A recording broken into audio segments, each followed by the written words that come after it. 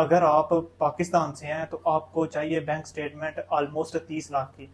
ये तकरीबन तकरीबन आपका बन जाता है 8,000 यूरो। और अगर आप बाकी कंट्री से भी हैं तो फिर भी ये आप 8,000 यूरो जेन में रखें। कहीं जॉब नहीं करते थे, आपके पास सेविंग नहीं है और आप अपने जो वीज़ा फाइल है केस में ये शो करवा रहे हैं कि मेरे वालिद साहब या मेरा भाई कोई भी मुझे जो है स्पॉन्सर कर रहा है, आपने ट्रांजैक्शन करवानी है। अगर आपके कहीं बाहर से पैसे नहीं भी आते, लेकिन आप ये कि आपने खुद से स्टेटमेंट बनानी है और अच्छी वाली स्टेटमेंट बनानी है ट्रांजैक्शन वगैरह करके।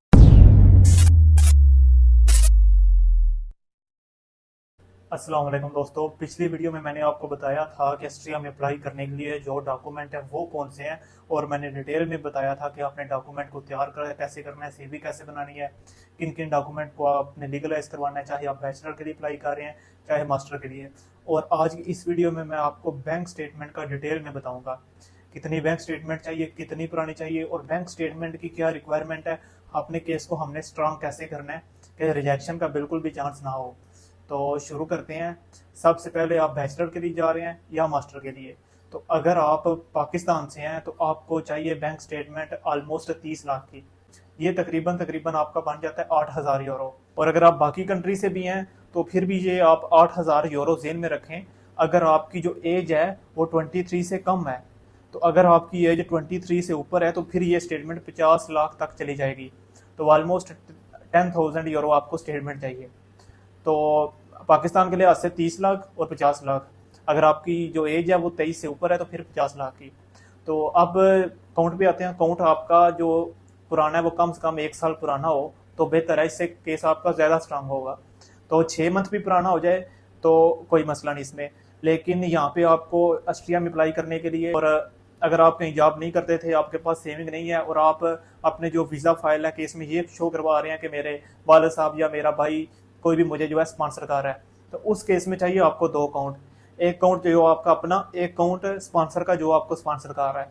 और दोनों अकाउंट की रिक्वायरमेंट ये है कि दोनों अकाउंट जो हैं वो 1-1 साल पुराने हों। 1 साल पुराने नहीं भी तो 6 मंथ लाजमी पुराने हों और चालू हालत में हों। उनमें जो ट्रांजैक्शन है वो रेगुलर होती रहे, पैसे आ रहे हैं जा रहे हैं, किसी को सेंड कर रहे हैं रिसीव कर रहे हैं। और कुछ ऐसा आपका नहीं भी, लेकिन आपने ट्रांजैक्शन करवानी है। अगर आपके कहीं बाहर से पैसे नहीं भी आते, लेकिन आप ये कि आपने खुद से स्टेटमेंट बनानी है और अच्छी वाली स्टेटमेंट बनानी है ट्रांजैक्शन वगैरह करके। और अब ये है कि 6 मंथ पुरानी भी आपको स्टेटमेंट नहीं चाहिए।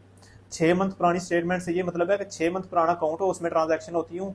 आप लास्ट जो मंथ है जब आपने वीज़ा फाइल करना है, आरपी फाइल करनी है एम्बेसी में, ऑस्ट्रियन एम्बेसी में, तो उस टाइम ये है कि जो आपका स्पॉन्सर है वो अपने जो पैसे हैं आपके वो ट्रांसफर करे आपके अकाउंट में, और उसका प्रूफ हो, यानी स्पॉन्सर की भी स्टेटमेंट साथ लगेगी, साथ आपकी अपनी भी।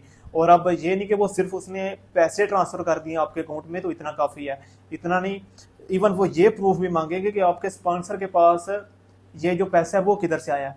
फ़र्ज़ करें, मैं एग्जांपल लेता हूँ, अब जैसे मेरे भाई ने मुझे स्पॉन्सर करना है, तो हमारा जो है वो बिज़नेस है पिज़्ज़े का, तो मैं तो वो साथ बिज़नेस के डॉक्यूमेंट लगा लूँगा। वो कुछ होता है एफिडेविट के नाम से, वो आगे जाके मैं आपको अगली वीडियोस में बताऊंगा। तो वो आपने किसी वकील से बनवाना होता है कि हाँ जी इस बंदे के पास पैसा है, इसने कोई ये प्रॉपर्टी ये प्लाट सेल की है और उस बेस पे बच्चे के अकाउंट में पैसे ट्रांसफर हुए हैं। अब मैं भाई का बोल रहा था, जैसे हमारी पिज़्ज़ा की शॉप है तो मैं साथ में पिज़्ज़ा के डॉक्यूमेंट लगाऊंगा, साथ ये बताऊंगा मंथली इनकम हमारी इतनी है, तो ये मेरे भाई के पास सेविंग थी और उसने मेरे अकाउंट में पैसे ट्रांसफर किए हैं। क्योंकि जो ऑस्ट्रिया की रिजेक्शन आती है ना, वो आती कोई नहीं, अभी तक मैंने आती देखी नहीं। खैर मैं भी इस प्रोसेस में अभी एंट्री किया तो मुझे इतना ज़्यादा नॉलेज नहीं है। तो अभी तक मैंने ऑस्ट्रिया का केस नहीं सुना कि किसी का वीज़ा रिजेक्ट हो गया। और वीज़ा रिजेक्ट होने के पीछे ये जो मेन रीज़न बनती है ना, ये आपकी जो फाइनेंशियल आपका बैंक अकाउंट ही बनता है। इसके अलावा अगर आपके डॉक्यूमेंट रीजनल हैं तो आप खुद ही सोचें कौन सी रीज़न देकर वो वीज़ा रिफ्यूज़ करेंगे। तो एक बैंक स्टेटमेंट को आपने अपना अच्छी तरह तैयार करना है कि वो जेन्युइन लगे, कोई बिल्कुल ना लगे कि फेक है, अच्छा एकदम से इतने पैसे आ गए हैं। तो जब आप भाई के अकाउंट या फादर के अकाउंट से पैसे मंगवा रहे हों तो तब भी आपने ये कोशिश करनी है कि वो थोड़े थोड़े करके 5-7 लाख 10-10 लाख करके जितनी भी आपको स्टेटमेंट चाहिए वो 3-4 दिन में ट्रांसफ़र करें। तो ये है बैंक स्टेटमेंट की रिक्वायरमेंट।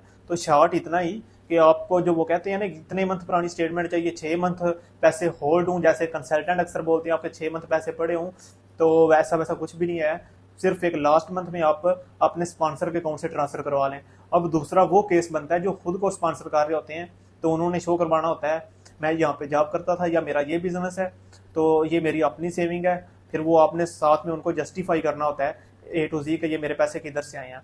तो इस तरह भी अगर आप कर लेंगे तो फिर भी कोई मसला नहीं। लेकिन मैं पर्सनली आपको ये रिकमेंड करूंगा कि आप बेशक खुद को भी स्पॉन्सर कर रहे हैं तो वो पूछेंगे आप क्यों जाना चाह रहे हो, आपका तो ठीक ठाक बिजनेस सेट है, आपने इतने पैसे सेविंग भी की हैं, तो वो कोई मसला ना बन जाए। बेहतर यही है कि आप अपने वाला साहब के अकाउंट या भाई के अकाउंट या वालदा के अकाउंट से पैसे ट्रांसफर करवाएं। लास्ट 3 मंथ में आप करवा लें तो ज़्यादा बेहतर है, वरना अगर आपके पास नहीं है इतने पैसे तो आखिरी मंथ भी जाके आप पैसे करवा लेंगे। आपका जो 30 या 50 लाख आपने करवाना है तो कोई मसला नहीं। ये है सिंपल बैंक स्टेटमेंट की रिक्वायरमेंट। और आज की वीडियो में इतना ही। अगर आप चैनल पे नए हैं तो लाइक एंड सब्सक्राइब कर देना, और अगर आपको कोई फर्दर क्यूरी हो तो आप मुझे इंस्टाग्राम पे मैसेज कर सकते हैं। और आज की वीडियो में इतना ही, मिलते हैं नेक्स्ट वीडियो में, तब तक के लिए अल्लाह हाफिज़।